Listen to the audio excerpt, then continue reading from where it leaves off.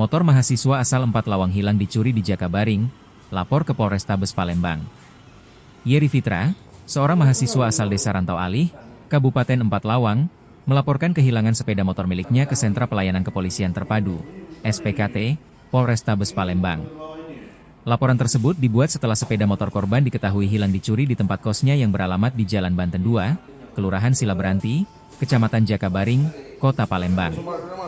Peristiwa pencurian itu diketahui korban saat hendak menggunakan motornya. Atas kejadian tersebut, korban berharap pihak kepolisian dapat segera menindaklanjuti laporan dan mengungkap pelaku pencurian. Kasus ini kini dalam penanganan Polrestabes Palembang.